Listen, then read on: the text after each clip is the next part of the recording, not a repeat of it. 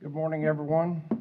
I would like to call to order the hybrid virtual Pasco County Board of County Commission meeting of May 18th, 2021. At this time, please silence all electronic devices and mute your microphones. Please rise for the invocation and pledge. O merciful Creator, your hand is open wide to satisfy the needs of every living creature. Make us thankful for your loving providence and grant that we, remembering the account that we must one day give, may be faithful stewards of your good gifts. Amen. Amen. I pledge allegiance to the flag of the United States of America and to the republic for which it stands, one nation, under God, indivisible, with liberty and justice for all. Madam Clerk, please call the roll. District 2, Commissioner Moore. Here. District 3, Commissioner Starkey. Here. District 4, Commissioner Fitzpatrick. Here. District 5, Commissioner Mariano. Aye. Here. District 1, Chairman Oakley. Here. Thank you. This time, Mr. Steinstein, will you please go over today's proceedings with the BCC? Be happy to, Mr. Chairman. On March 12, 2020, the Board of County Commissioners declared a local state of emergency after the governor issued Executive Orders 2051, Public Health Emergency, and 2052, State of Emergency related to COVID-19, which was recently extended by Executive Order 2194 on April 27, 2021. The Board is holding its board meeting with a quorum physically present, utilizing communications media technology for the public and team members to participate. A detailed notice indicating the board's intent to conduct a hybrid virtual meeting has been posted on the board's website. The board adopted Resolution 2182 on June 30th, 2020, establishing procedural rules for hybrid virtual meetings such as the one being held today.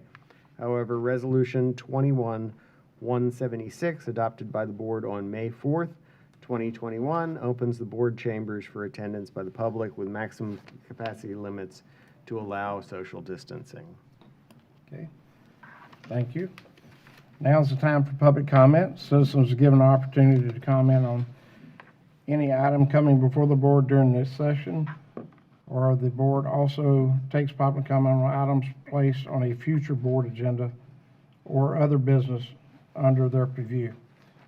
Due to COVID-19 operations and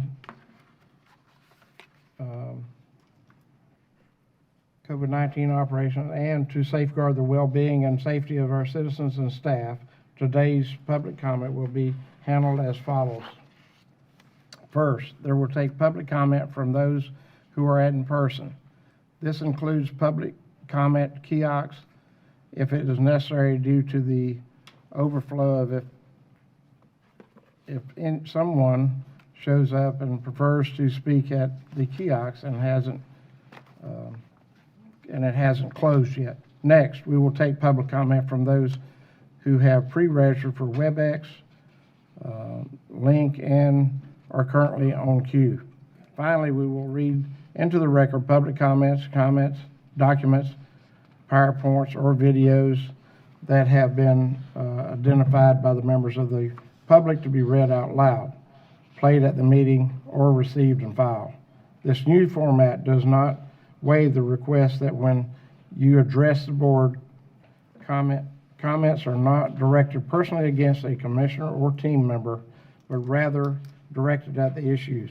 This provides respect between the board members and the public. For WebEx and in-person kiosk participants, after stating your name and address for the clerk, the timer will begin and activate a countdown. After 2 minutes, one beep will sound, letting you know that you have 1 minute remaining. After the time is up, 2 beeps will sound, indicating the 3 minutes are up and you should close your comments. WebEx participants will be disconnected when their time is up, and kiosk participants will be asked to walk away from the kiosk. The following people have signed up to speak in person. So, Madam Clerk will take, I guess, those first that are here to speak. Yes, sir. We have the first person who is signed up is Kostas. I'm probably going to hurt that last name. I'm sorry. Kostakis. Thank you.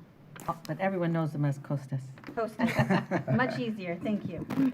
Good morning. Good morning. Good morning. I think I know every single one of you up there except the newest commissioner. I submitted a petition. Name and Of a- address. Name and address first. Name is Kostas Christakis, 8841 Crescent Forest Boulevard, Newport Richey, Florida, 34654, about a mile from here, up the street. We have submitted a petition in regards to the changes that are taking place in the intersection of Ross Lane and Little Road, where the VA is being built.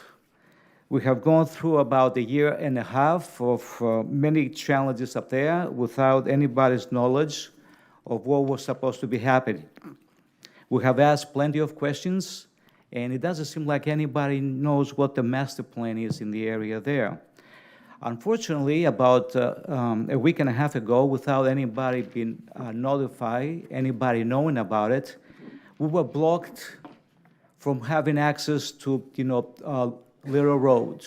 Thus, going up the street, maybe 2-3 lights trying to make a U-turn that is not, feasible. At the same time, we saw what happened, and it's going to present a lot of issues in the future when veterans are trying, people like me trying to come out of the VA and trying to pull a U-turn, a 180-degree turn right on Little Road. That's going to have an impact on the traffic. I mean, I don't know if you have driven, lately on Little Road. It's a mess. So, number one, you have a VA coming out, try to take a left, has to make a U-turn. It's going to cause a lot of accidents. Same thing for us. My wife works about 300 yards from here. It used to take her 5 minutes at 7 o'clock in the morning to come in the office. Right now, it's taking her 15 minutes, a mile. From my house to this property is a mile away. I tried to go, just as an example, the first, Monday we were blocked up to 54 to have some blood work done. I took a right. It took me about 15 minutes to find a place to turn, and then all the way another 30 minutes to go up on 54. We need you to take a look at it. We need to have some, knowledge of what it's potentially going to be happening there. And we need your help. We would like also a meeting with 2-3 of you to sit down, take a look at it. We had Bill Rackey's office come down. I took the guy up the street, down the street. I showed them all of the issues. They agree with us. The VA cannot block us in like that without anybody's knowledge. Thank you. I appreciate your time. Thank you for your comment. The next citizen signed up is Pastor Troy Peterson.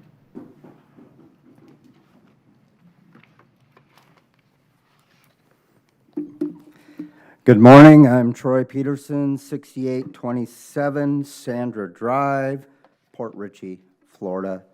I pastor Church of Brotherly Love, Hudson Beach Outreach, also the evangelist at Light of the World Tabernacle in Port Richey, Florida. I'm truly blessed to be networked with a group of pastors and their congregations in Pasco and nationally called Somebody Cares. I believe God has sent us here today to listen and to hear how we can share our resources, abilities, and wisdom with our governing authorities. We meet twice a week with a group of pastors to pray specifically for our commissioners, hallelujah, and our governing authorities. I believe I'm here today to listen and to report on how we can specifically pray for all of you. As a pastor here in Pasco County, it is my God-given responsibility to teach the Holy Scriptures, that they're able to make us wise wise and to teach us for salvation through faith, which is in Christ Jesus. All Scripture is given by inspiration of God and is profitable for doctrine, for reproof, for correction, for instruction in righteousness. Why? That the man or woman of God may be complete, thoroughly equipped for every good work. We desire to be a doer of the Word of God, not just a hearer only, to be an asset to our governing authorities, to by servant leadership and sharing the wisdom of God and the resources that God gives us.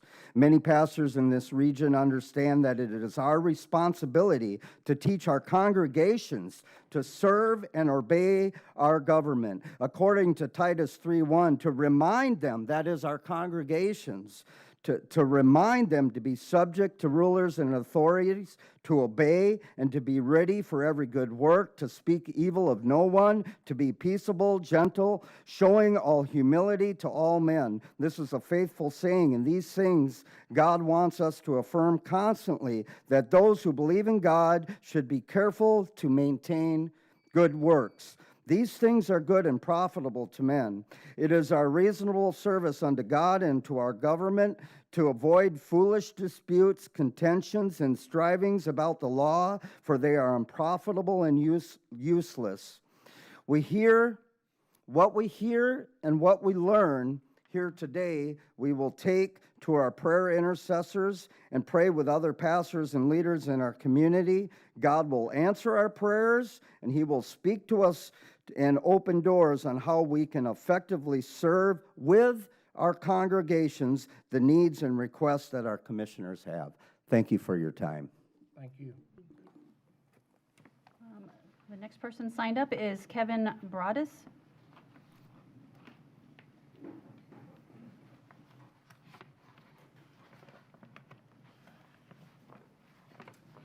Good morning. Good morning. Good morning. I just come, I do An address? yes, sir.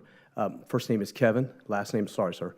Brodus is last name, and I live here in Newport Richey, 7501 Humboldt Avenue, Newport Richey, Florida. Okay. I'm part of a outreach team here in the area and community that tries to help kids and families. And I just wanted to come today just to say thank you for allowing us to have the time here, but also we just want to be a blessing to y'all and the county commissioner, and appreciate what y'all doing. But we want to be an active member in helping this community and just here to serve you guys, whatever needs you have, that we can, we have a team of volunteers that would love to help. And I just come today just to say we would love to serve in any way we can do to help you in this community. Thank you. Yes, sir. All right. The next individual signed up is Charles Thomas.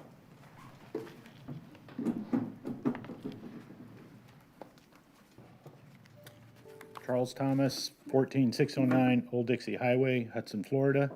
Thank you for the opportunity to give my public comment.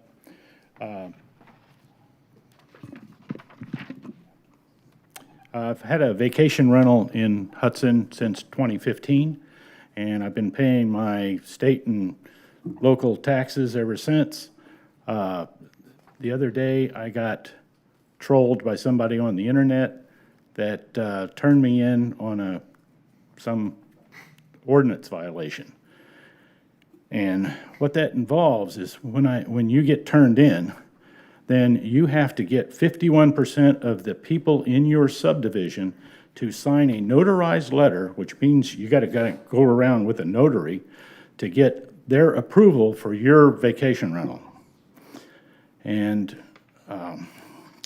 so these codes and ordinances are being weaponized, because what I've heard is I got turned in by somebody that's over a mile away from me. And what they have, why can they dictate what I can do with my property? I'm not impacting them in any way.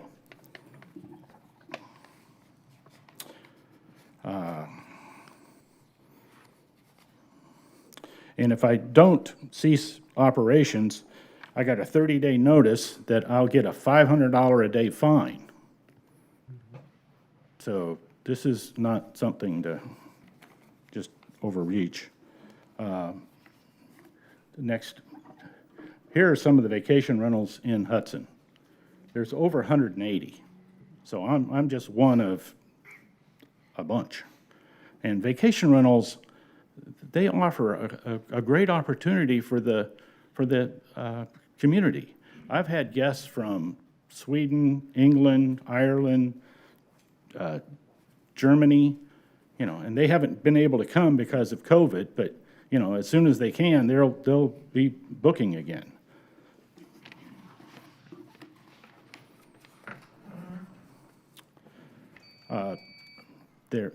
Vacation rentals, I don't know if you've ever stayed in one, but they're a great opportunity to show the area. A lot of our guests, when they first step in, they go, where are the good restaurants? And then by the end of the stay, they're looking for what property they can buy.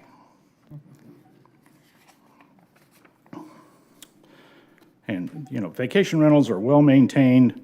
Their guests are friendly. They enjoy the area. Many look for the property. They love the wildlife, the manatees, the otters, the birds. They love to fish.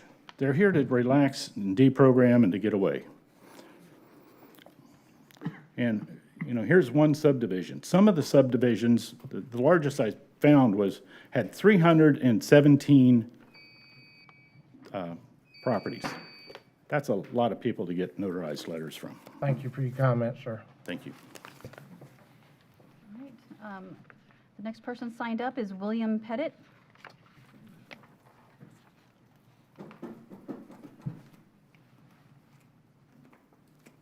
Name and address for the record, sir. My name is William Pettit. I live at 14922 Capri Lane, Hudson, Florida. I don't want to say anything right now. Okay, thank you. The next person signed up is Bob Dillinger. I didn't sign up to speak. I'm just here for the resolution. Thank you, sir. And I see it, okay. Okay.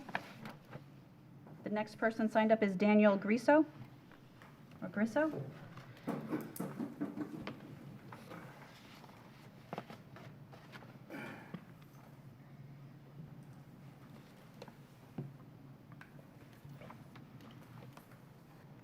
My name is Daniel Grisso.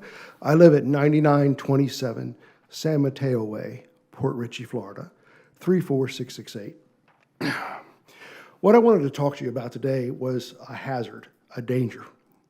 We live on a community of canals which lead into the Double Hammock Creek channel, which over the years has become so shallow from the sediment coming in that while out there, if you're unaware of this, I've seen people come in and their boats slam into the sediment because the tide has gone out. I've seen people fall off of boats. I've seen children thrown from boats and vehicles because they're unaware of it. A lot of people come into this area to fish where we're at. And there's no warnings of any kind of how shallow it's gotten. From what I understand, this was dredged out 40 years ago. I understand dredging was supposed to be discussed today, but it was taken off of the agenda. So what I just wanted to do was bring this to your attention, that this is not just a convenience for people. It's actually gotten hazardous. It's hard to navigate through this place. And there's hundreds of boats that come through on the weekends. And not just the residents of Westport that live there. People come from around the surrounding areas to fish there because it's great fishing back up into this Waterboy Salt Springs Park around the waters there. So what I'm really just wanted to do was bring to the attention of the commissioners how bad this has gotten. And there's a lot of support. There's a lot of people here today to support this and to speak about this. Okay, thank you for your time. All right, thank you. All right, Gerald Giampaglia, sorry. It's hard to read the handwriting. Gerald. Oh, okay.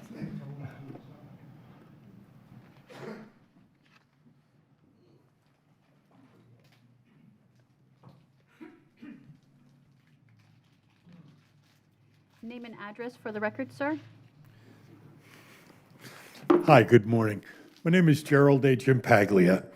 I live at 9926 San Sebastian Way in Port Richey.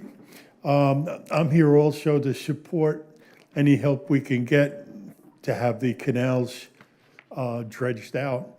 It is a very, very hazard thing. I got stuck myself a few times, but we'd like them to take a look at it and see if we can get any help. Thank you for your time.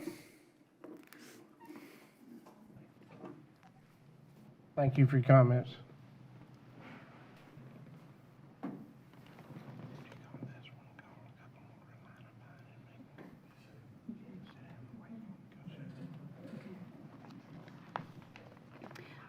All right, so I'm going to call out 3 names, and if you could just line up down the aisle so that we can do one after the other. We'll do it in threes so that you can properly social distance. I think this written as either Harry or Nancy Thorower, Thrower. Thank you. It's Nancy. All right, David, nope, that's for the resolution. We've got Norman Palmondo, is that correct? Sarah Thomas. Norman I think it's Palmondon. If you could stand in line 6 feet, please, behind the speaker at the podium. All right, thank you. And then Scott Thomas, are you here to speak? I'm here to support. Okay, let me go to the next page. William Shastowski, I'm sorry. Please forgive me. Thank you. All right. If you want my name and address, please. Thank you. Thank you. Good morning, commissioners and staff. Thank you for all you do. My name is Nancy Thrower, 6009 Sea Ranch Drive, Hudson, Florida. I have copies of the comments I'm about to make regarding vacation rentals, if it is your desire to receive them. Most receivable. Second. May I approach? All those in favor? Aye. Hand it to- All opposed, like sign. Motion passed. Thank you. I've owned my condo at Gulf Island Beach and Tennis Club in Hudson for 7 years. I'm here today to request that you begin the process to amend the current Pasco County ordinance governing vacation rentals. As you know, the current Pasco County vacation rental ordinance, enacted way back in 1999, restricts vacation rentals to 30 days or more unless community owners file a petition with 51% owner support to change the minimum to 6 days instead. It would be to our whole county's benefit to update this ordinance as soon as possible, because right now, Pasco County is losing out on much-needed revenue. It is out of reach financially for most families to take 30 days off in a row for a summer vacation. Pasco County businesses are also missing out on tourist revenue. We all know COVID-19 really stressed our economy. The extra revenue generated from updating this ordinance would go a long way to helping local businesses continue getting back on their feet and then prosper going forward. Our county businesses will definitely see an increase in customers with this change, as it will help extend our tourist season. Third, investors are losing money. Many condo owners at Gulf Island and other communities purchase their properties to enjoy themselves and use as vacation rentals to help pay for them until they retire. Finally, in the spirit of local control, I have no doubts about your commitment as county commissioners to supporting local private business. Passing an ordinance of no less than 6 days is sufficient to keep condo complexes and other associations from competing with hotels while unburdening private businesses so all can prosper. This is truly a win-win. My ask is that you change the current 30-day Pasco County vacation rental ordinance to a 6-day minimum. Please empower homeowners associations and property owners with the right to propose a longer minimum stay for their own properties if they so choose. Please amend this ordinance to make it less restrictive on our personal property rights and help our local businesses thrive. I thank you all very much for your prompt consideration on this matter and for your service to Pasco County. And may God bless you always. Thank you. Mr. Chairman? And Madam Clerk, just, no, you're good.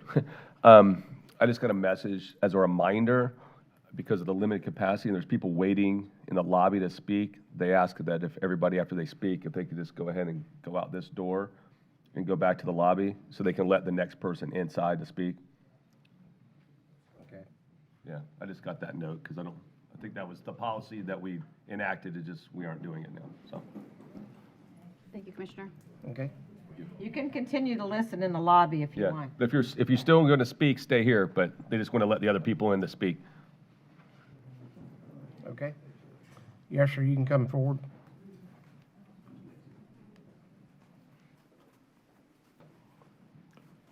Name and address for the record. Pardon me? Name and address for the Yeah. record. Yes, sir. Norm Plamondon, 9834 San Mateo Way, Port Richey.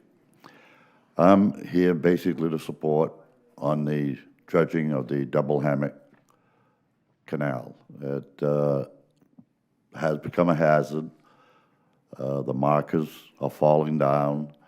We've tried to maintain them as best as possible. It should be considered and thought of, and if you, we've got a boat club, you're more than welcome to contact us, and we can gladly meet with anybody, take anybody out to take a look at it. Basically, I'm here basically to support my son-in-law. He owns the home, but he could not make the meeting, so I came here in support for that, and as well as support for the rest of the people that are here on that. Appreciate your time. Thank you very much. All right, thank you Have a for your good day. comments. Yes, sir.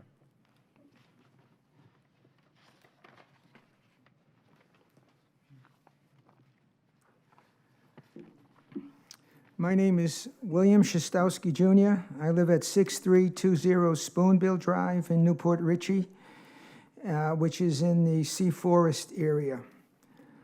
Chairman Oakley and honorable commissioners, thank you for allowing me to speak with you this morning.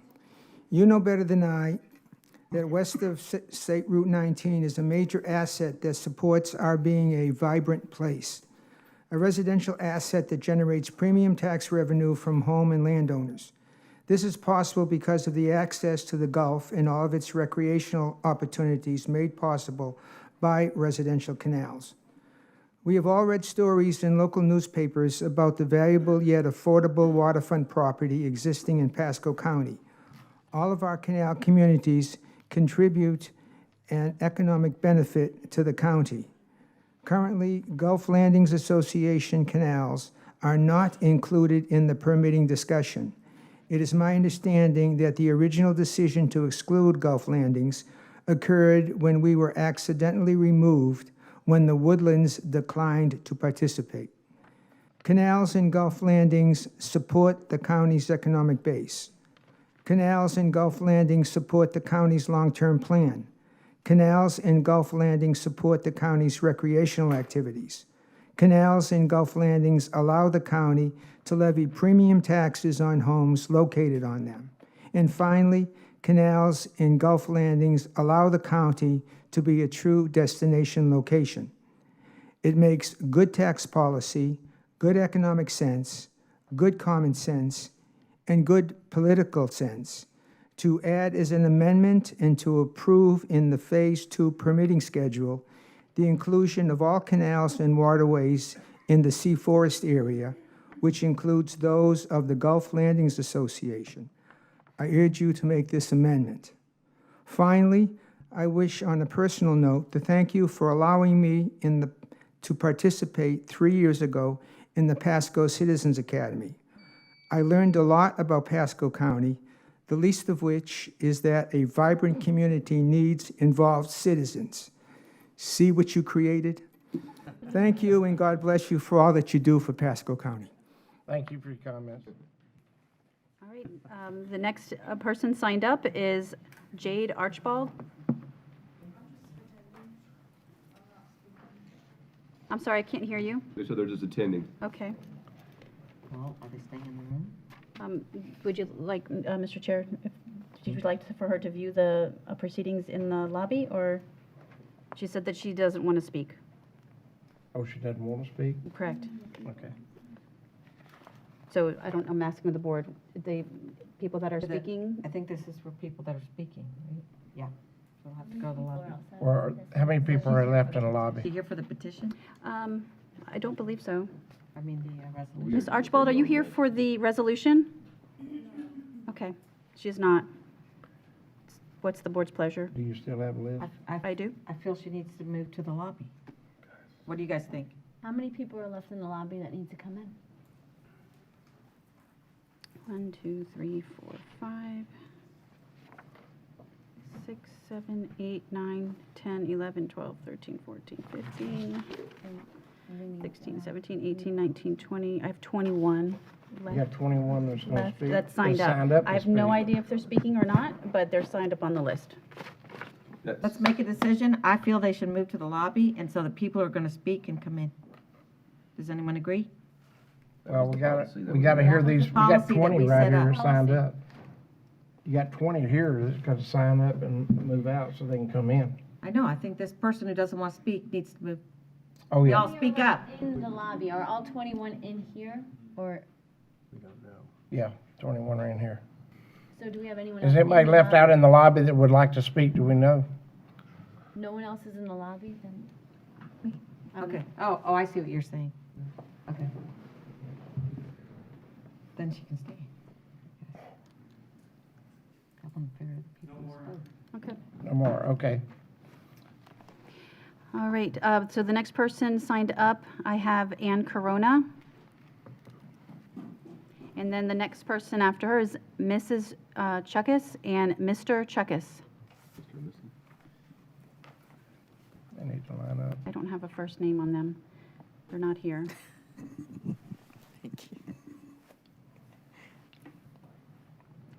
Thank you, Ms. Corona.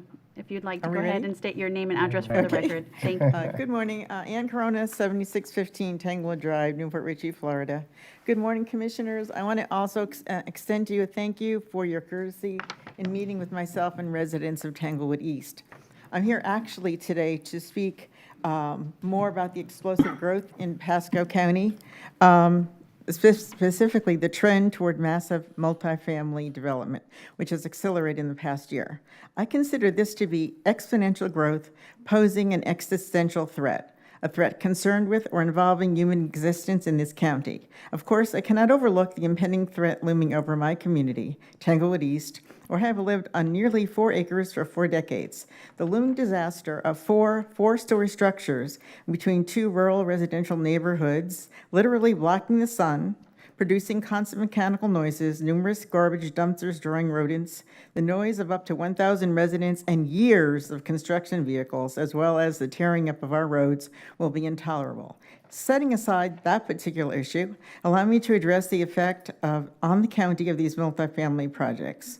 We can further factor in the overdevelopment of 54 with massive residential communities packed with homes and arms width apart. When we moved to Pasco 40 years ago, 54 was beautiful green land, farms, pastures, grazing cattle, pastoral settings. Now, where's the beef? Aside from the occasional patches of rent-a-cows placed there to afford landowners tax break, there are none. Commissioners, you are building yourself into extinction. I do nothing in Pasco because of the traffic. On the ground level, it's traffic. But where are these people going to be working? I would like to dispel what I call the Moffett myth. Compared to the growth that is occurring, the number of jobs created will be minuscule, certainly not enough to make significant impact. Additionally, one must assume that everyone that relocates is medically trained. Moving on to overcrowding of schools, there's no possible way for the system to efficiently keep pace with the influx. Students will suffer.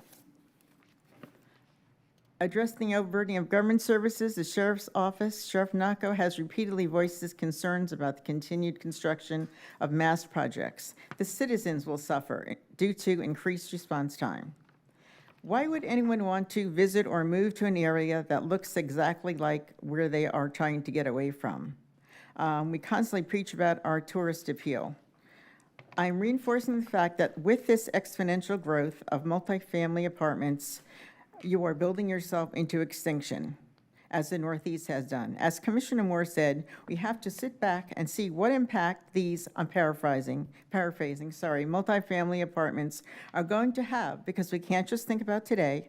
5 years from now, 10 years from now, we think about 20 years from now and the impact they will have on our area. The moratorium should be continued throughout the entire county. Thank you. Thank you. So I will call the Mrs. Chuckis and Mr. Chuckis. And they're not out in the lobby? No. All right. Kim Wilder. Robert Crawley. I won't be speaking, I'm just here in support Okay. of the dredging of the hazardous canal. Okay.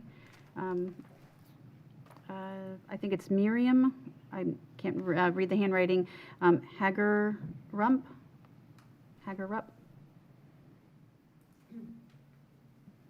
Mariana Hager-Rump. Okay. William. S-Z? Yes. How do you say? Names today. Wow, these names are so hard for me. I'm so sorry. Thank you. I appreciate it. And then Elizabeth Statzer. I think I got that one right. All right. Ma'am, if you don't mind, I'm stating your name and address for the record. I didn't want to touch it.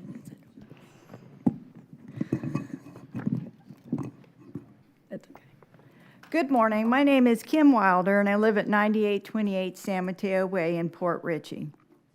I am a resident of the Westport subdivision on the Gulf Coast in Pasco County. The Westport subdivision is located between Gulf Harbor and Hudson and is surrounded by the Werner Boyce Salt Springs State Park. Double Hammock Creek is the main channel into our subdivision. Since Westport was established in the 70s and 80s, there have been multiple storms that have filled the channel, making it near impossible to navigate at low tide. The more recent event that has impacted our waterway was the BP oil spill. This has trapped many residents from getting back to their homes due to the sediment that has built up over the years. The sediment buildup also inhibits first responders from rescue operations in and around the channel, if any should arise, making this a life safety issue. Since the BP oil spill, a settlement was made and the Restore Act was created. These funds given to states and local counties was meant to mitigate some of the issues arising from the oil spill in and around waterfront communities.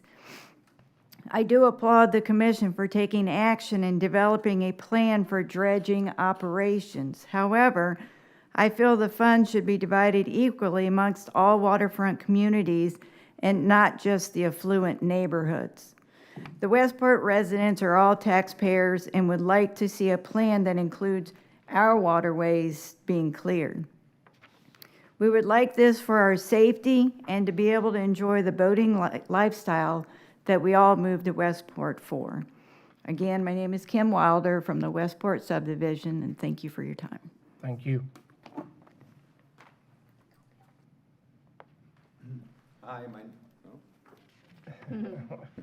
Hi, my name is William Stem. I live at 9811 San Diego Way in Port Richey in the Westport subdivision. I'd like to turn in some pictures, 6 of them, for our area. This is my property right here, where I am literally 50% dry in low tide. The sun, when it bakes during the summertime mostly, the odor and smell is absolutely nauseating. We get sick, we don't go outside to use our pool that we've had redone. It's a house that was a foreclosure and redid it to be able to have the life to be able to go outside and use the waterways. Just all of our canals, I mean, we have tons of shoals, rocks. We've had neighbors that have bought new boats and end up with $7,000 in damage, tearing out their lower unit. We're just trying to hopefully get on the books so we can have people come in, take a look at our properties, and be able to fix it. My other neighbor I'm talking for a little bit is Thomas Howell at 5749 Seabreeze Drive. His property is the other side of my canal. I'm on the end. But I am literally 50% dry, and I'm getting no help, no matter who we talk to. That's it. Thank you, guys. Move to receive and file. I'd like to put these 6 pictures in. Second. Okay. You can hand it to. Have a Mr. motion and a Clerk, second. All those in favor say aye. Aye. Aye. Thank you. Motion passed 5-0. Can you give them to Commissioner? Can you give them to Commissioner Moore, and then we'll pass them down? All right. The next person signed up, I did call, was Mariana Hagerump, That's pretty good. Elizabeth Statzer. All right, new names that I'm calling out are Mike Armani, Marge Engelman, Judy Patton.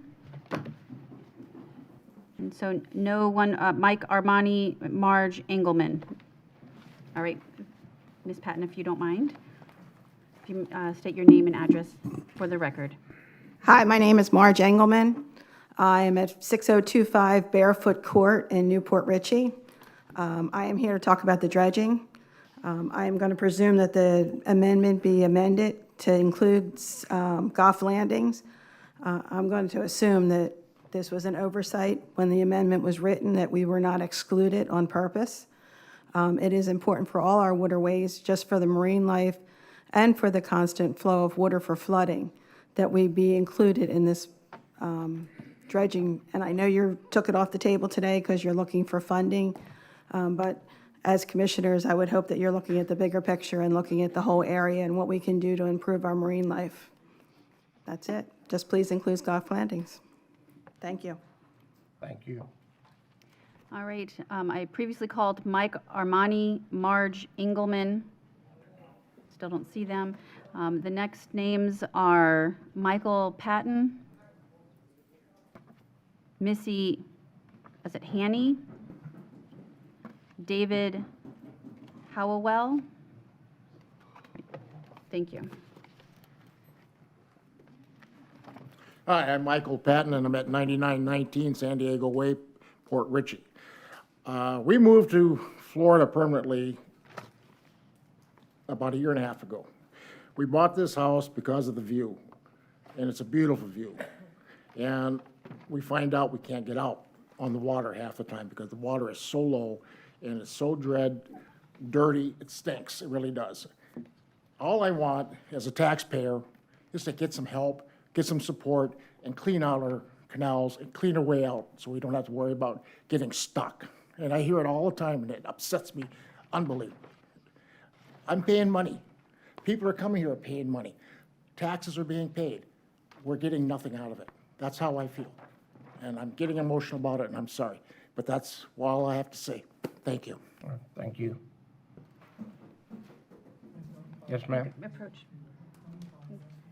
And then name and address for the record and may begin. Hi there, my name is Missy Hanny. I'm at 5419 Wellfield Road, Newport Richey in Southern Oaks. I just want to say that this is my first visit and this will not be my last. Please know that the community is now awake and we are here to stay involved and pay attention to your actions regarding issues in Pasco County. We are going to make you accountable and we are not going away. I am embarrassed to have you as our county commissioners. Each and every one of you had ignored my voicemails and emails regarding the mask mandate. Each one of you have failed me and the citizens of Pasco County. You are elected officials, which also means you can be unelected officials. You work for we the people, and you are here to listen and respond back to our concerns in a timely manner and not ignore the citizens. Was that part of your campaign as a commissioner? Vote for me and I will ignore you in the issue that you are concerned about. We have not forgotten what you did. You all have a choice to be a good commissioner or a bad commissioner. You know the old saying, you know better, you do better. You swore an oath on a Bible with no mask on last year. It's on video. I hope you start now to hear your community, and your community will ensure that you are never voted in again. We know when you are up for reelection, and if you are not there for your community, you will be replaced. Right now, you are seen as rules for thee and not for me. I urge you to listen and learn from the citizens and to do a better job. Thank you for your time. Thank you.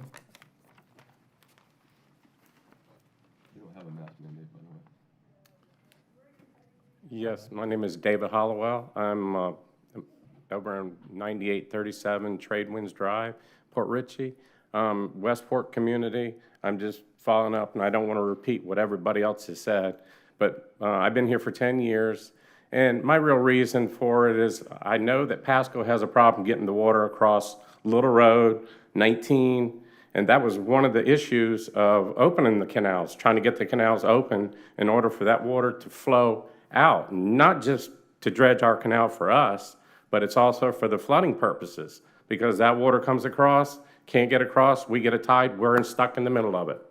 And that's been going on for years, since the no-name storm. I wasn't here then, but I've seen it a couple times, and I see what they have, what the problem that they have. They have a problem with getting the water across Little Road and 19 to get the water to the Gulf, because that's where it's all got to go. So that's really why I want the canal to get dredged in my part. So that's pretty much all I have to say. Thank you. For your comment. Yes, sir. All right, the next individual signed up, Deborah Leone, David Graham, Sandra Gordon.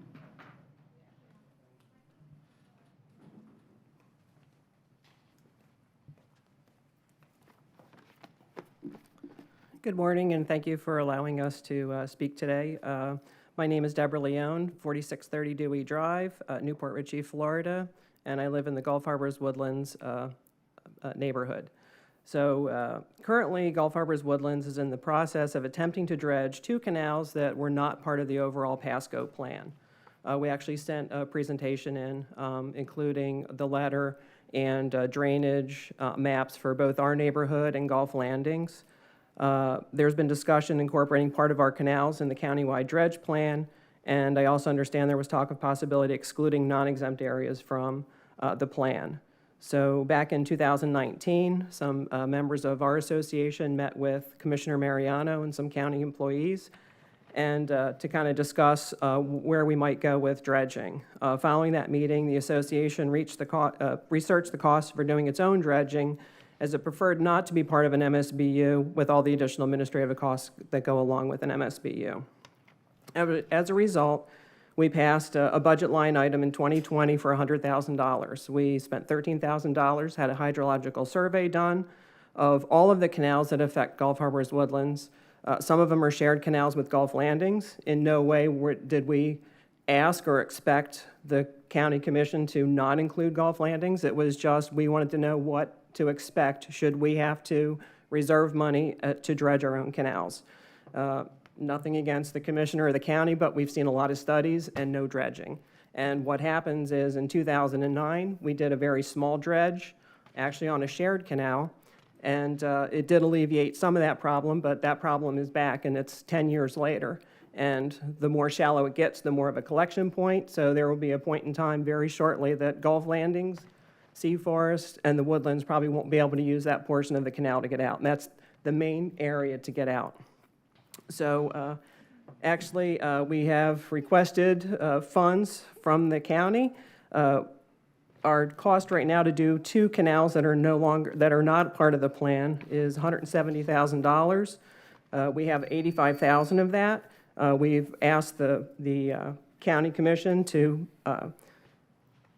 consider matching our funds to complete the dredging.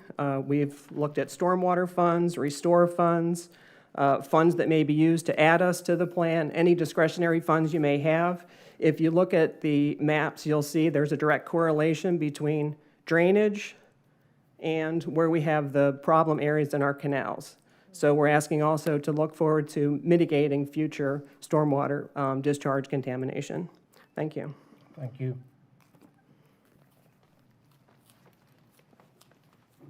Were those maps given to us? I emailed that yesterday to all the commissioners and to the, thank you. Okay. Yes, ma'am. Hello, Commissioners. Thank you. I'm here. My name is Sandra Gordon. I live at 8844 Ross Lane in Newport Richey. I'm here, just as Mr. Costas was, about the entrance to Ross Lane. We were understanding that there was going to be a light, but we would like that. But if this curbing is going to stay there, there's an issue with narrowness. And if you have a boat or any trailers or anything you're pulling behind, it's too narrow to turn onto our street. You will have to cross the curbing to do it. And that makes me wonder about fire trucks coming in. Are they going to be able to get in and out? I think it needs to be looked at, and we're asking for you to help us go back and look at that entrance. Also, I have a concern. I understand there is a retail section coming in to the north and apartments to the north. That's what's on the plans, I understand. And they've got it opening out onto Ross Lane. We only have the one-way out. King Healy would be a better entrance for those properties. And I'm asking you to consider that, look at the plans, ask them to go in and out at King Healy with the light rather than emptying them out onto Ross Lane with us, with the VA. And that's why I'm here today, and I thank you for your attention. Okay. Thank you for your comments. All right, I called previously David Graham. All right, next up, Elliot Steele, Mary Lou Vogel, and Brian Paris. Elliot Steele, Mary Lou Vogel, Brian Paris. Is that all the ones on your list? Two more. Okay, go to the next two. Really for the red. So the other two are going to speak then? To Brian Parris? I'm sorry, I called Mary Lou Vogel, Elliot Steele, I believe that was the one, okay. Mary Lou Vogel and Brian Paris. Yeah, you said two people before me. I was just making sure they weren't going to speak before Okay, me. sir, That's no all. problem. Come on up. Oh, okay. Okay. Yeah, my name is Brian Paris, 7401 Allison Street, Port Richey, Florida, 34668. Before I respond to why I came, I want to respond to these vacation home, rich, entitled people. This is a local town. If you don't live here full-time, sorry for your, oh well.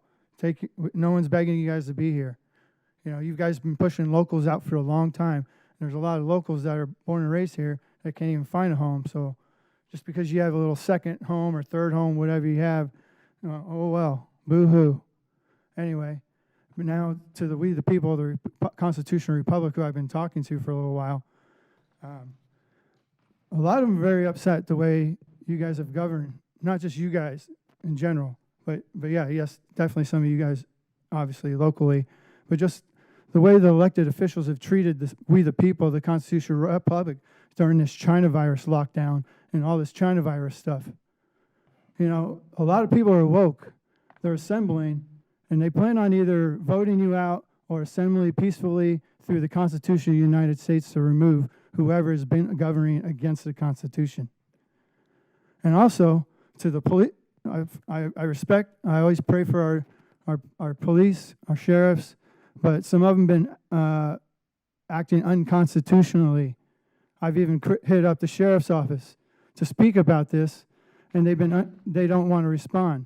What's weird is, we're also a county that is number 2 or 3 in the state in human trafficking, but yet they're worried about coming after a disabled veteran because he refuses to wear a mask and wants to exercise his First Amendment right and his 7th Amendment right. And since I can't speak at other places, I'm going to speak here. No matter who you are, any elective, it's weird that only one person on this seat is being investigated and none of the rest of you guys are. It's so weird. The guy that's been mostly fighting for the people against the mask mandate is the only one under investigation. I find it odd. Thank you for your comments. Do you have any more listed or? Mary Lou Vogel, which I called before, and then Janine Dombrowski and Kathy, last name is hard to, I can hardly see it, Julin?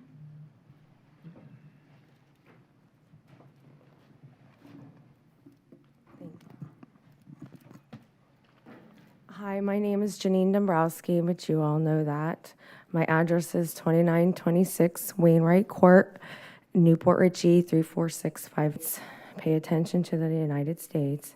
In order to form the perfect union, establish justice, ensure domestic tranquility, love that word, provide for the common defense, promote the general welfare, and secure the blessings, they come from God, of liberty, so does that, to ourselves and our posterity, to ordain and establish this Constitution for the United States of America. See the difference between the United States, we the people, and the Constitution for the United States of America? I think we just all need another education in the Constitution. So we're going to start and do this slowly. A couple definitions. A republic. A republic is a commonwealth, a state at which the exercise of the sovereign power is lodged in the representatives elected by the people. Republican is a self-governing forum wherein a free, sovereign, moral, and enlightened people guarantee to one another and to all minorities the right and obligation to have, retain, and protect each other's God-given common rights to life, freedom, liberty, and the pursuit of happiness in their separate capacities as free inhabitants and or as free sovereign people within a nation state, and or a country, all by positively accepting the oaths as recipients of the oaths of their servants holding public office.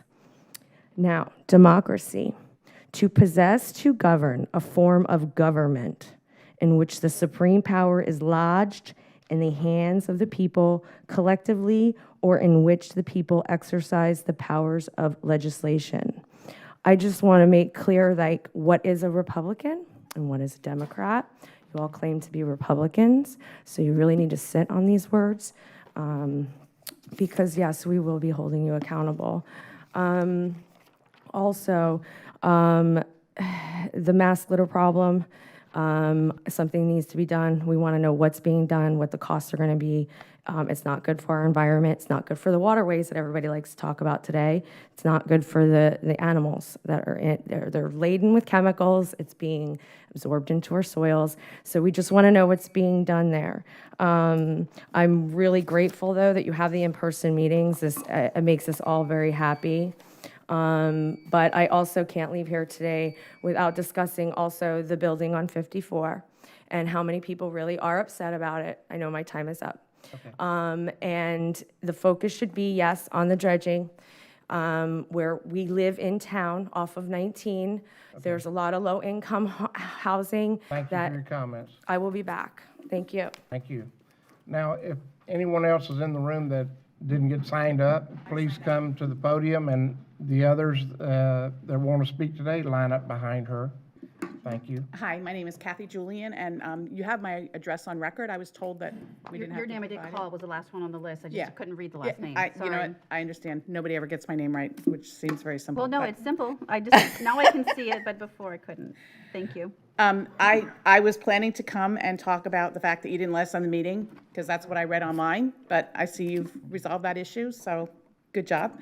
The other thing is, I was going last week to, they do these drive-through parades for the graduations, and my daughter's graduating from Pasco East School in the next couple weeks, and we went out to the one in Wesley Chapel, an area of the county I'd never been to before, and holy camole, the construction going on out there. I know people complain about the construction going on 54, but you guys built the infrastructure before you did the building of the houses.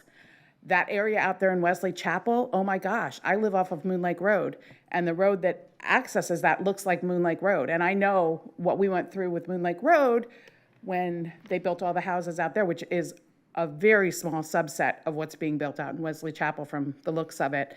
And I mean, our neighborhood has an access that's not off of Moon Lake Road, which was nice, but wow, I can't imagine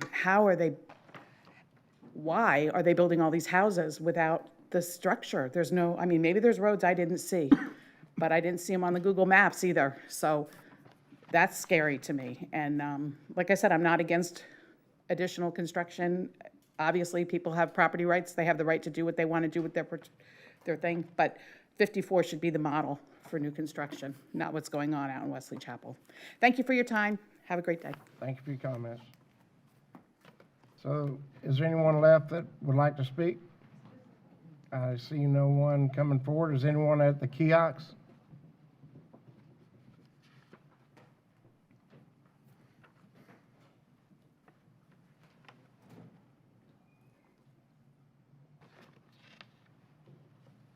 There is nobody here at the kiosk. All right, thank you.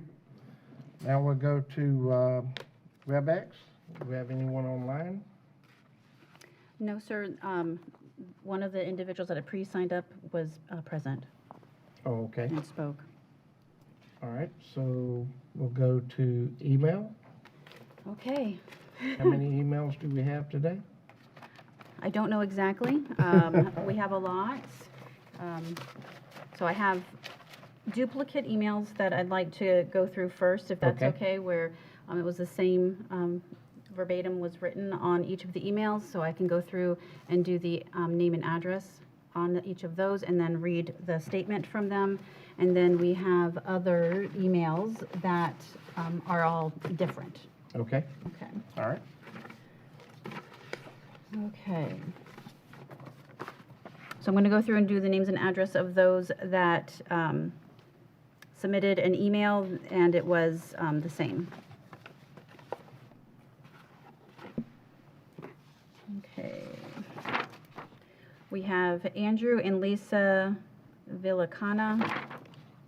Address is 5351 Joe Beth Drive, Newport Richey, Florida 34652. Brian Fasten, 6208 Spoonbill Drive, Newport Richey, Florida 34652.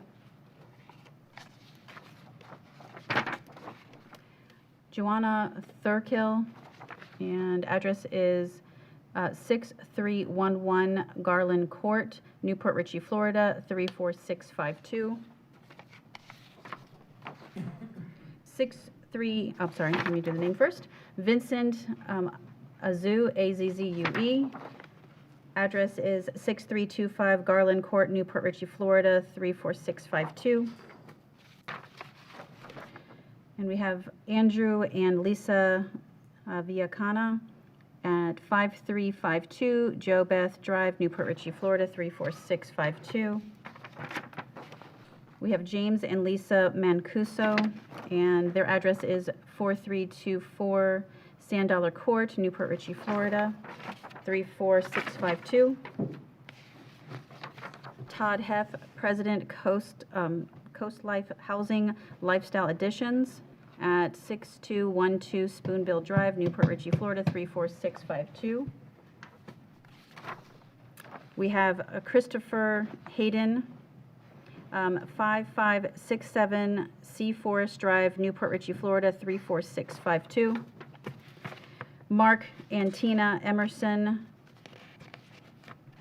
address is 5557 Sea Forest Drive, number 214, Newport Richey, Florida 34652. Go to my other list. Linda Gear, 6115 Bayside Drive, Newport Richey, Florida 34652. Robert Sprout at 5727 Biscayne Court, Newport Richey, Florida 34652. Rick Huget at 6238 Spoonbill Drive, Newport Richey, Florida 34652. Dennis O'Hare, 3626 Garland Court, Newport Richey, Florida 34652. Sergio Vasquez, 6426 Garland Court, Newport Richey, Florida 36452. Jonathan Elrom, 6010 Seaside Drive, Lot 306, Newport Richey, Florida, 34652. Chris Reisinger, 6272 Spoonbill Drive, Newport Richey, Florida, 34652. Jonathan Shepard, 5901 Seaside Drive, Newport Richey, Florida, 34652. Jeff Caradonna, 6140 Seaside Drive, Newport Richey, Florida, 34652. Brett Liddick, at 6144 Seaside Drive, Newport Richey, Florida, 34652. Sharon Evans, 6205 Bayside Drive, Newport Richey, Florida, 34652. Cindy Buck, 4435 Gulfside Drive, Newport Richey, Florida, 34652. Maria Liddick, 6144 Seaside Drive, Newport Richey, Florida, 34652. First name is Melchiorra. Kepner. Address is 6165 Seaside Drive, Newport Richey, Florida, 34652. Tarika, and last name is Gordonzachery. Address is 132 Spoonbill Drive, Newport Richey, Florida, 34652. Cindy Bell, 6127 Fjord Way, Newport Richey, Florida, 34652. Jane Petty, 5537 Seaforest Drive, Unit 102, Newport Richey, Florida, 34652. Ika Lane, 5722 Biscayne Court, Newport Richey, Florida, 34652. Steve Early, 6040 Seaside Drive, Newport Richey, Florida, 34652. E.J. Strauss, 4305 Sand Dollar Court, Newport Richey, Florida, 34652. Anthony Ferrani, 5538 Joe Beth Drive, Newport Richey, Florida, 34652. Janet Lynn and John Michael McGuire, 5537 Seaforest Drive, Unit 207, Newport Richey, Florida, 34652. Thomas Hayworth, 5712 Biscayne Court, Unit 102.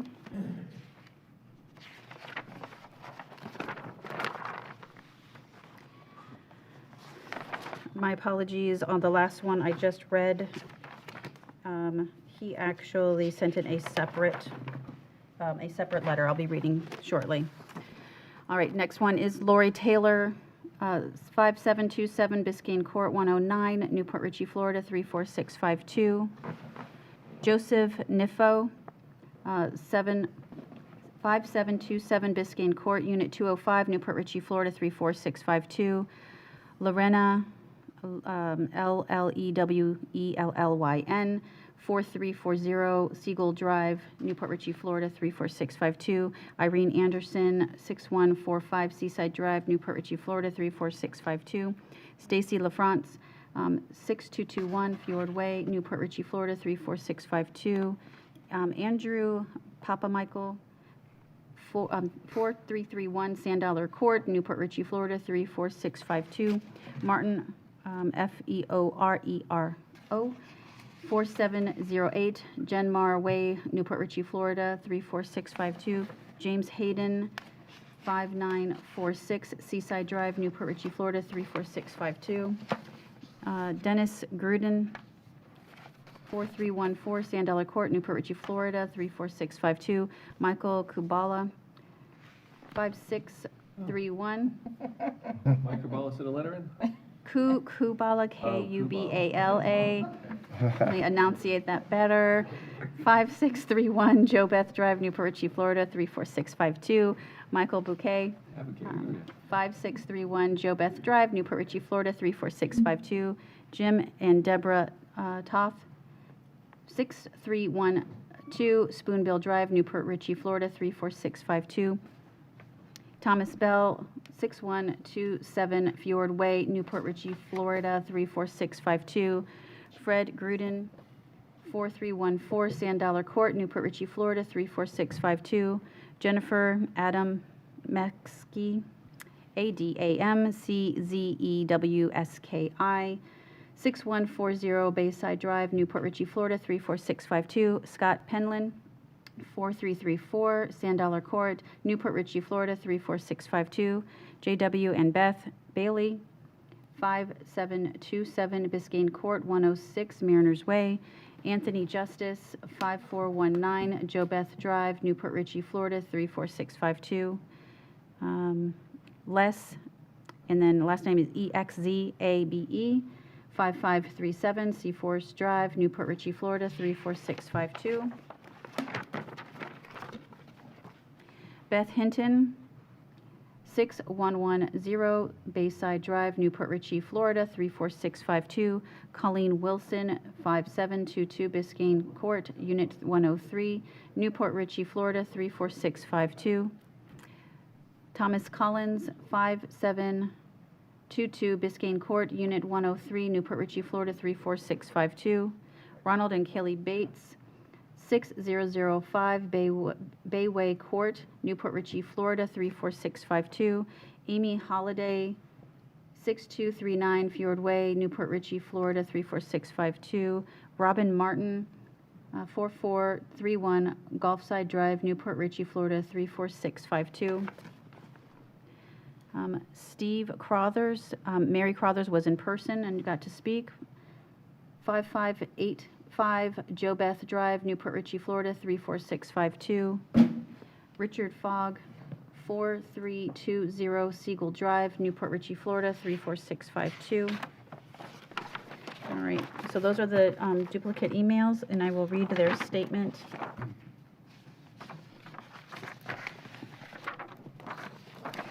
Dear Pasco Commissioners, I reside, we already did those addresses. I request Pasco County Board of County Commissioners add an amendment and approval by the Board of County Commissioners to include all the canals and waterways in the Sea Forest area, which includes Gulf Landings Association, to be included in the Phase 2 permitting that is scheduled for May 18th, 2021 BOCC meeting. I request my email to be read and entered into the record of the May 18th, 2021 Board of County Commission meeting. Okay. One moment, please. How many you got left? I don't know. Sorry. I have these left. Okay. All right. Okay.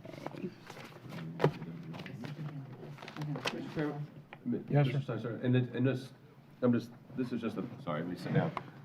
I'm just thinking about some of the folks that are in the audience right now. They're here for a specific resolution that was time certain. Is there any possible way, if nothing, when it comes to the emails are related to the resolution coming up, that we could go forward with the resolution and come back if there's no emails speaking of reference to the resolution? Mr. Chairman, if none of the emails regard the resolution. Yep.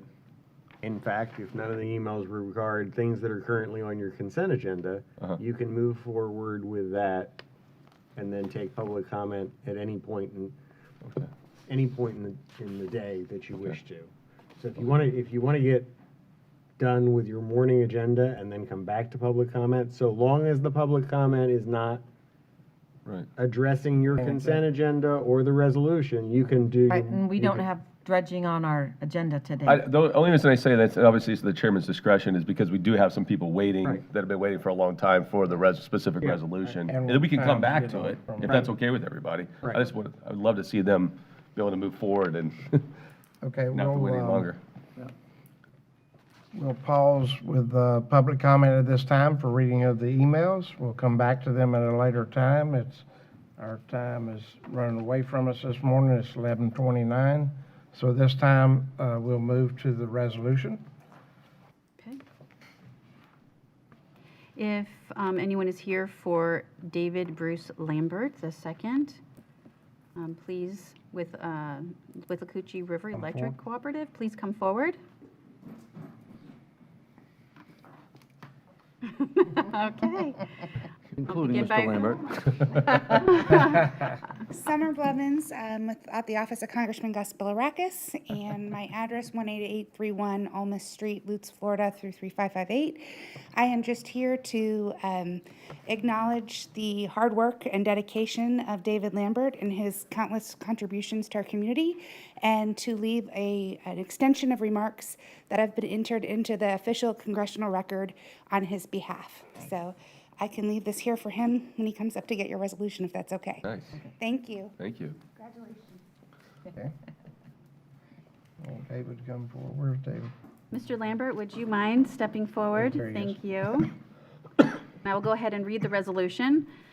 Resolution number 21-183, a resolution by the Board of County Commissioners of Pasco County, Florida, recognizing David Bruce Lambert II for his 27 years of service to Withlacoochee River Electric Cooperative and the Pasco County community.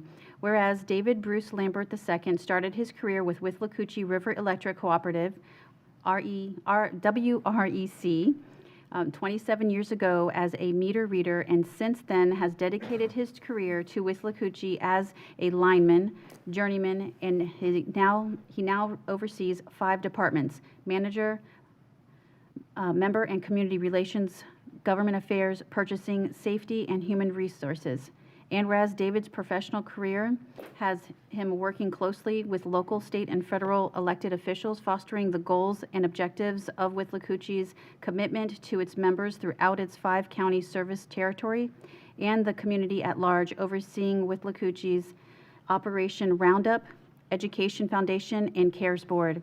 And whereas David Bruce Lambert II serves on multiple boards, including Chair of the Pasco County Housing Authority, Chair of the Pasco Hernando Career Source Board, and board member of Feeding Pasco's Elderly, and has been a fervent advocate for mental health, working diligently with Van Gogh's Palette co-founders Elliot and Diane Steele, founding board member and retired Pasco Pinellas Public Defender Bob Dillinger, State Senator Wilton Simpson, Pasco County Sheriff's Office, and the Pasco County Board of County Commissioners to bring mental health services to Pasco and Hernando County through Recovery Through Work program known as Vincent House Pinellas, Vincent House Pasco, and Vincent Academy of the Nature Coast.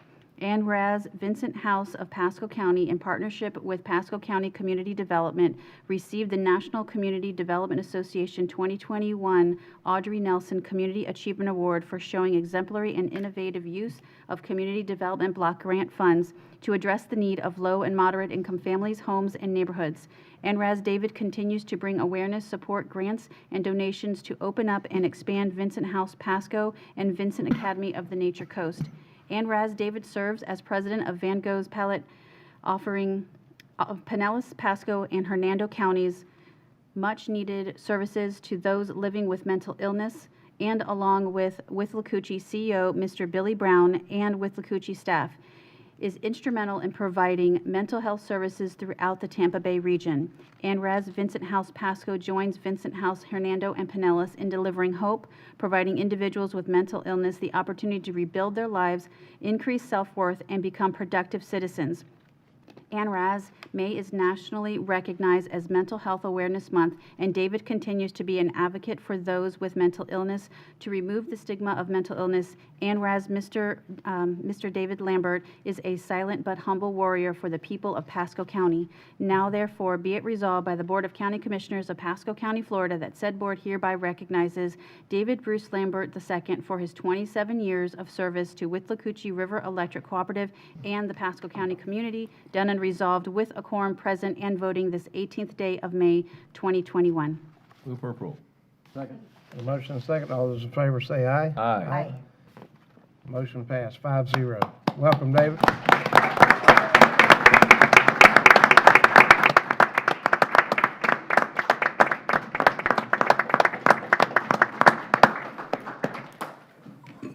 When do you sleep, David, after?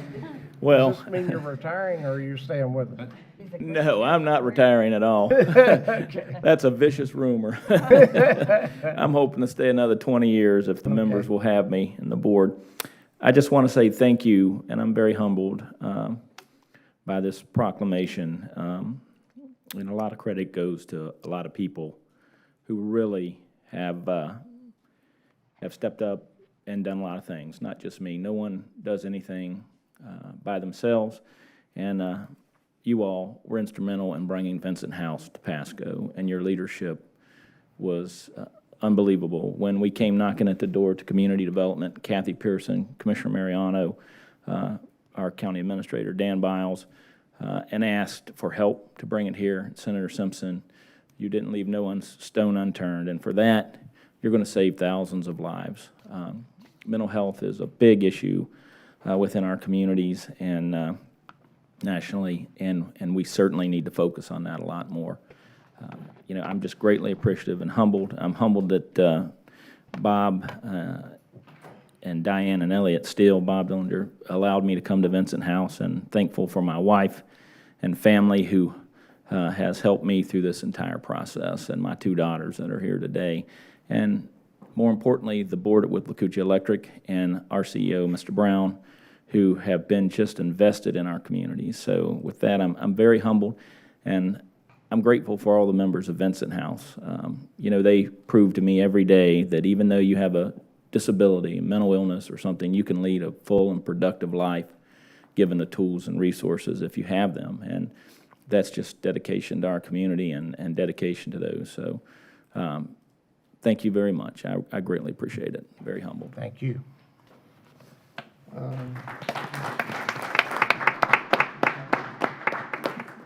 think it's under, is this under your name? Yes, I'm sorry. Okay.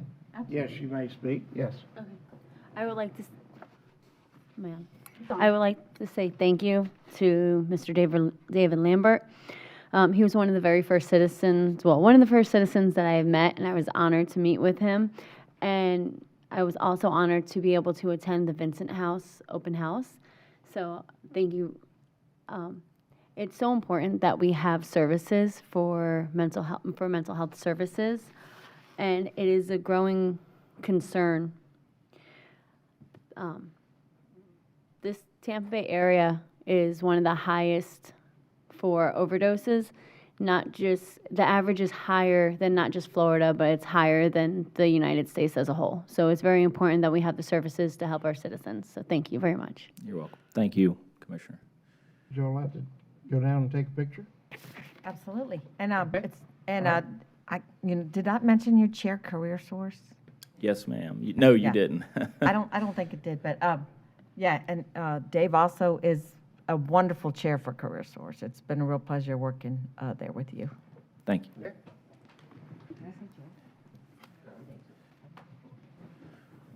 Would y'all mind if my family and folks from Vincent House and stuff come up? Come on up, everybody.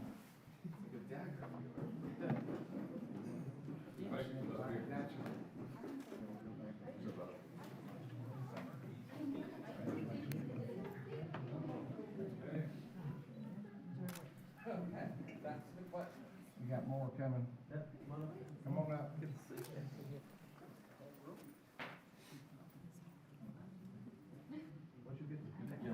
Go ahead and get your dad. Yeah, come on out, Dan. My wife, Can you guys slide over this way? Fill out the space. Very good.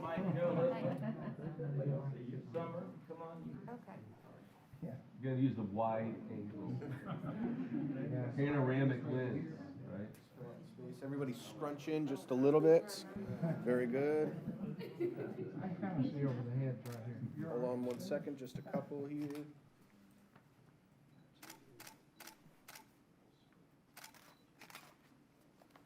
One more.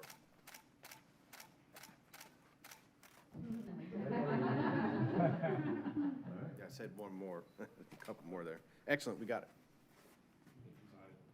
Thank you. Thank you.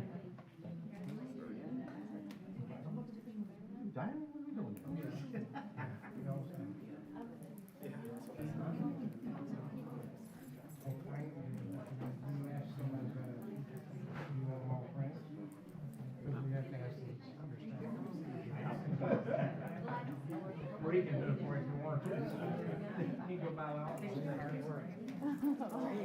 I know, tears and everything.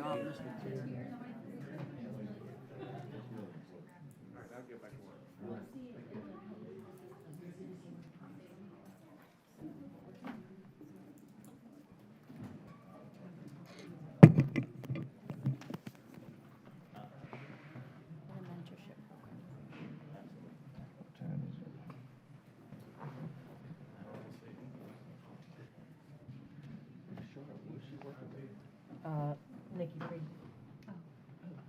Okay, now we're going to Yeah. go into the consent agenda. I have a pull sheet with C21, pull and revise, and C24, pull and revise. Is any other item that the board would like to pull? See, no, move approval of the remaining consent agenda. Second. Are there any emails that relate to the consent agenda? No, the one that did was pulled, so it's not on the agenda anymore, This one. because it was C34 before. This one's, I don't believe it's about dredging, but it's about, That's not on the agenda anymore. this one is about continuing services contract. Is that like on consent agenda? The rest are dredging. This is dredging. But that's not on the agenda anymore. We pulled it. Yeah, if it's dredging, it was pulled, that item. I'll look at the other ones because not all of them are dredging. Okay. All right. I'm waiting on you. Okay. Our clerk's going to check and make sure there's no email that will relate to anything on the consent agenda.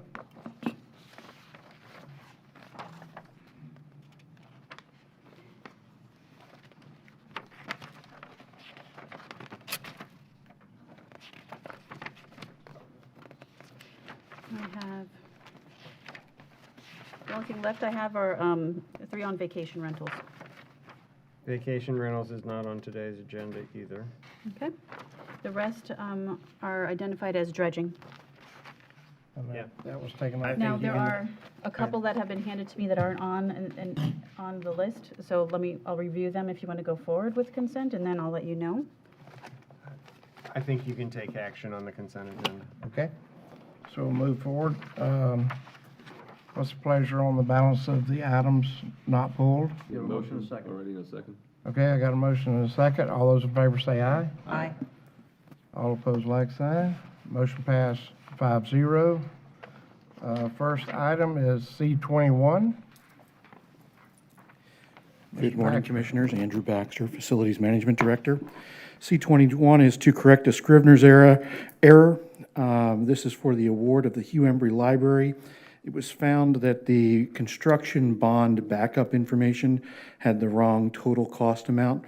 We're changing that from $1,504,561 to the corrected amount of $1,504,581. With that revision, we recommend approval. Okay. I got a motion and a second. All those in favor say aye. Aye. Opposed, like sign. Motion passed 5-0. C24. Mr. Chair, members of the board, Todd Bailey, Chief Information Officer.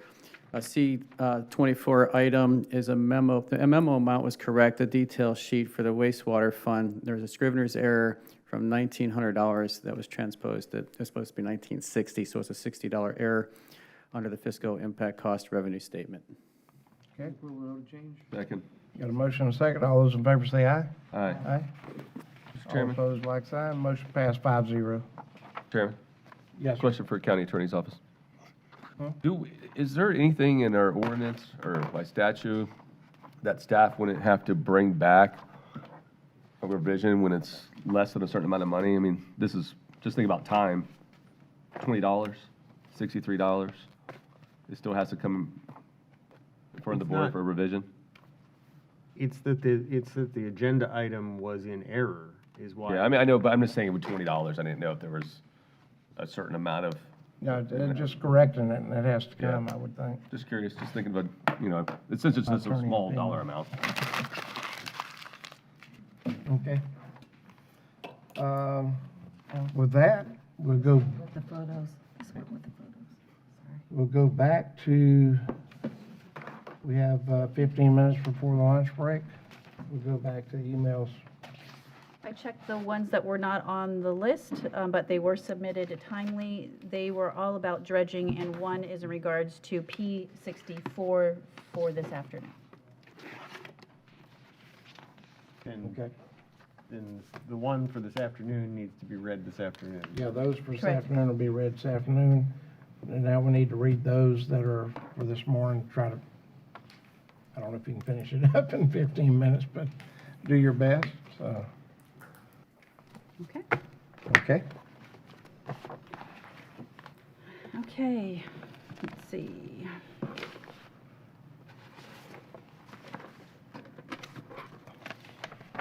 All right, this email address is from Jim Thurkill.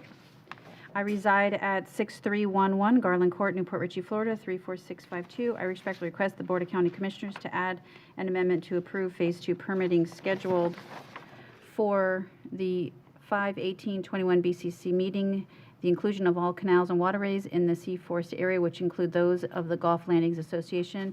We love our house on the canal and the area, but unfortunately the canals are becoming less navigable every year and very badly need to be dredged so we can be more frequently enjoy the waters, the local waters. Thank you very much for this attention.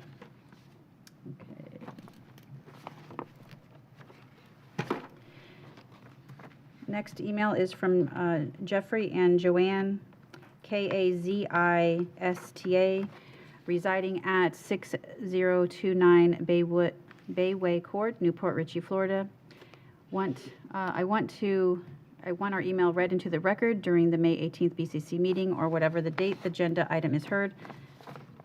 Never mind, I already read that. I respectfully request Pasco County Board of County Commissioners to add an amendment and to approve in the Phase 2 permitting scheduled for 5/18/2021 BCC meeting the inclusion of all canals and waterways in the Sea Forest area, which includes those of Gulf Landings Association.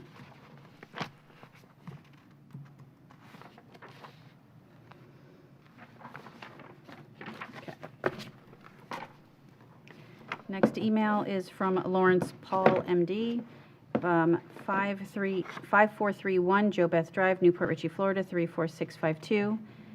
I have owned a home in Sea Colony Gulf Harbors for 17 years. I previously voiced concerns about taking out our canals off the list for the upcoming dredging project. At the time that Woodlands wished to not participate, we were erroneously removed. I request that Sea Colony and our canals be added to the project. Sincerely. Next email is from David Goins, 5405 Joe Beth Drive, 34652. My family lives on Joe Beth Drive. Our canal is relatively shallow and needs to be dredged. We have trouble getting out our back at the lowest tides.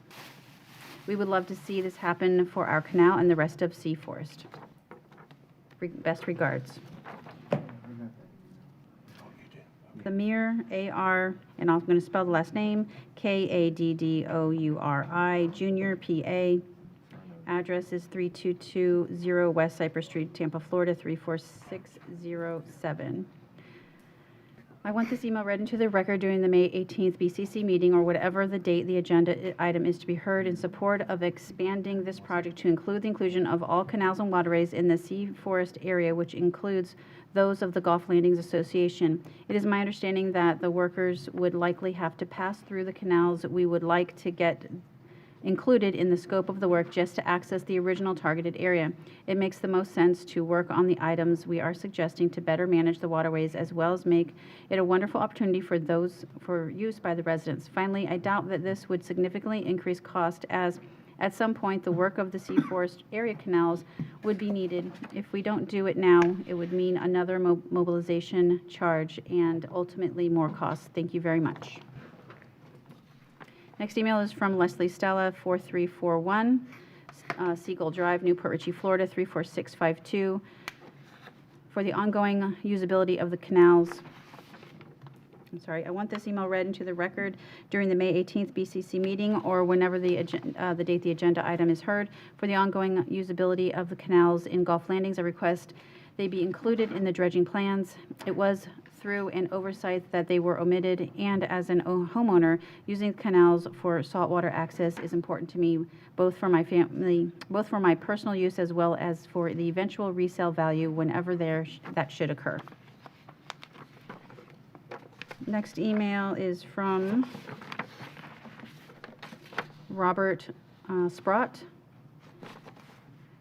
Dear Pasco County Commissioners, I live at 5727 Biscayne Court, Newport Richey, Florida, 34652.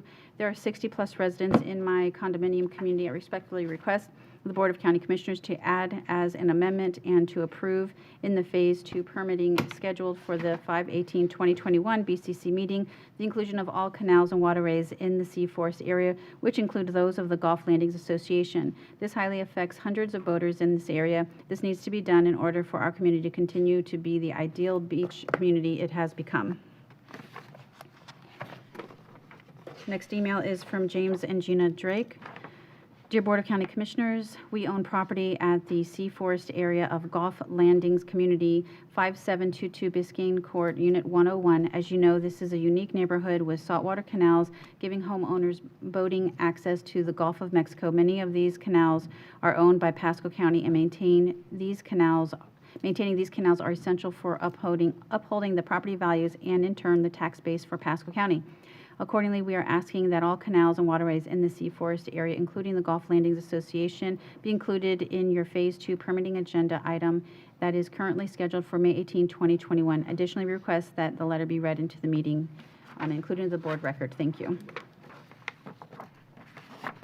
Next email is from Ron and Sharon Getty, 5712 Biscayne Court, 204, Newport Richey, Florida, 34652. My husband and I moved from Tampa to Mariners Way, a part of Gulf Landings Association, off Sea Forest Drive in 2018. It was supposed to be our last home as we made condo life our permanent residence at this time. It has been wonderful having the access to the Gulf through the marked canals that we follow in our boat along the many beautiful homes and mangroves with all its nature to explore. Maintaining these canals is essential to our future boating in the Gulf Coast and property values, which is linked to the tax base for Pasco County. We're proposing for your consideration that all the canals and waterways in the Sea Forest area be included in Phase 2 permitting agenda item on May 18th, 2021. Thank you very much for all your efforts to see that every boater is able to continue to make their way out to the Gulf for a beautiful day on the water. We appreciate your interest and attention to this matter close to our hearts. Heaven is a little closer in a home by the water. We request that our letter be read at the meeting and therefore on record. Sincerely, Ron Getty and Sharon Getty. All right. Next email is from Tom Howarth. I own the property at 5712 Biscayne Court, Unit 102. As I am sure you know, this area is unique with its saltwater canals and boating access to the Gulf of Mexico. The vast majority of these canals are owned by Pasco County. Maintaining these canals is essential to upholding our property values and, in turn, tax base for Pasco County. Accordingly, I'm asking that all the canals and waterways in the Sea Forest area, which includes Gulf Landings Association, be included in your Phase 2 permitting agenda item that is currently scheduled for May 18th, 2021. Additionally, I request that the letter be read at the meeting and included in your board record. Thank you for your assistance in this matter. The next email is from Edward and Karen Garillo. Dear Pasco County Commissioners, we own 2 properties in Sea Forest area of Gulf Landings Association, 5727 Biscayne Court, Unit 306 and 6291 Spoonbill Drive. As I am sure you know, this area is unique with its saltwater canals and boat access to the Gulf of Mexico. The vast majority of these canals are owned by Pasco County. Maintaining these canals is essential to upholding our property value and, in turn, the tax base for Pasco County.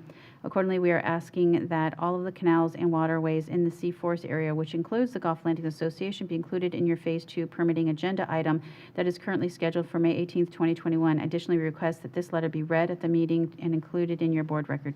Thank you in advance, sincerely. Next email is from Deborah Gornick, 5727 Biscayne Court, 304 Newport Richey, Florida, 34652.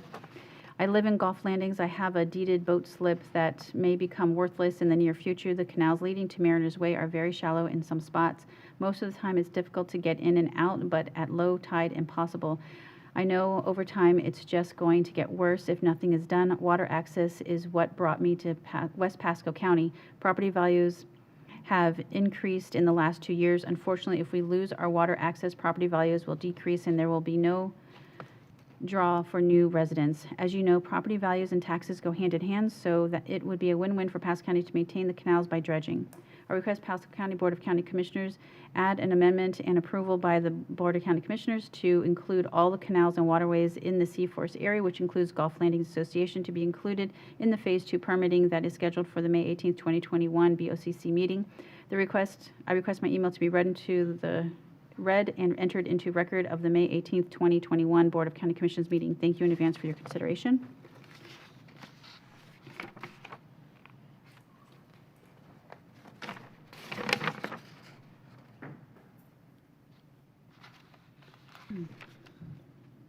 Warren Waitrek is the next one, 9931 San Sebastian Way, Port Richey, Florida, 34668.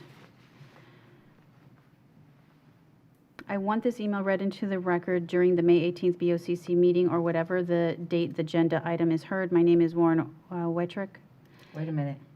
It says, do we have to listen to this one? The agenda is not being heard today.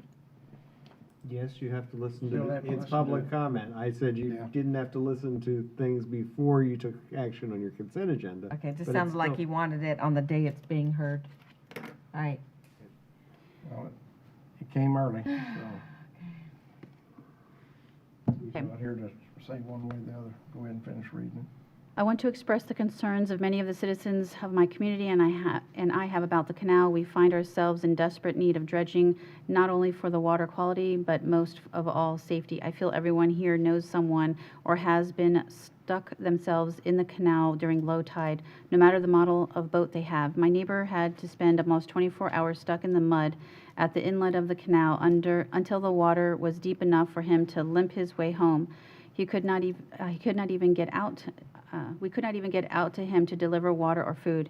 It is a scary thought living in an area with an older population that only a Coast Guard helicopter would be able to rescue one of our citizens in an emergency. I myself have a kayak, and it's sad that even I cannot get to the Gulf in a kayak during winter low tide. I have seen many boaters run aground due to the extreme shallows throughout our canals year-round. It is only a matter of time until someone is seriously injured or killed. I know we are not as large as Gulf Harbors or Hudson, but these areas already have deep water access canals with clear water, so why not help a community that is in desperate need of more than inches of water at a time? As a waterfront community, we are trying to better our neighborhood, clean up what we can, and make the area we live in more desirable place.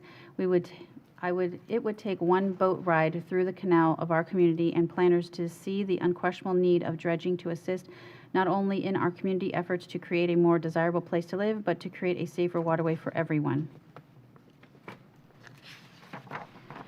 Next email is from William Van Vechten, 9823 San Sebastian Way, Port Richey, Florida, 34668. I want this email read into the record during the May 18th BOCC meeting. The canals need to be dredged because as sediment builds up on the bottom of the waterway, it reduces the depth of the water. Dredging strips away the accumulated debris, which can restore the water body to its original depths and reduce the risk of flooding. Respectfully, yours.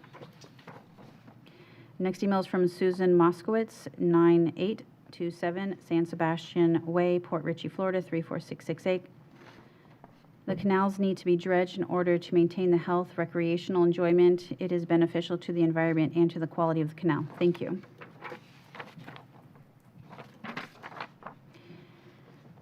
The next email is from Eddie and Joe Welsh, Westport Waterfront homeowners. I do not see an address. Good morning, members of the board. My wife and I recently became waterfront homeowners in the Westport subdivision. We are active members of the Westport Homeowners Association and the Westport Boat Club organization. It was brought to our knowledge that in August 2020, the Board of County Commissioners unanimously voted to push forward changes to the comprehensive and strategic plans that support the restoration efforts of our Pasco coastline. We are writing today to express our utmost support of the BOCC's vote and pledge our dedication to the restoration and preservation of the canals, channels, and the adjacent salt springs. As we are sure you are all aware, the canal, channels, and waterways in the Westport area have been neglected for years. In fact, we could find no record of dredging has ever been done. The effects of this neglect has become a safety issue for the aquatic life, benthic organisms, vegetation, plant growth, wildlife, and wetlands. The water quality is poor due to an abundance of resting decomposing organic matter and silt, which depletes the oxygen supplies in the water. When weather events occur, the silt turns up and the decomposing bottom waters are driven to the surface. As a result, all of the above mentioned are suffering the adverse side effects. Dredging is a key component to the health of our canals and channels and can significantly reduce the effects of shoreline erosion. Dredging improves aquatic habitats for local plants and animals. The material displaced while dredging can be used as a valuable resource in promoting native plant growth in our wetland area. When strategically deposited, this material can be used to reinforce and restore aquatic environments for our wildlife. Additionally, the neglect to our canal has had an adverse impact on boaters, residents, and visitors to our local salt springs. A lack of maintenance and dredging of the canal have caused them to become silted in. For many residents and visitors, this restricts Gulf access solely to high tides, resulting in lower waterfront property values and a decrease in tourism in the salt springs. We have an immediate and urgent need for the help and support of the Pasco County BOCC. We are in desperate situation and it is imperative that we begin the process of restoration and preservation of our canals and channels post haste before the damage of the neglect is irreversible. We respectfully request that this restoration and dredging of the Westport channel and canals be marked as a high priority, if not the highest priority on the dredging schedule, and funded at least in part by the Restore Act monies. Again, we want this email read into the record on May 18th BOCC meeting or whenever the date of the agenda item is heard. Thank you for your consideration. How many do you have left? I have this. 1, 2, 3, 4, 5, 6, 7, 8, 9, 10, 11, 12, 13. So what is the pleasure of the board? Will it continue into lunch hour or? Yeah, break for lunch. A meeting. A meeting? Yeah. Okay, so we'll pause now and we'll take this back up after public hearing this afternoon to finish our public comment for this morning. Thank you, Okay? sir. Thank you. So at this time, we'll break for lunch and be back at 1:30.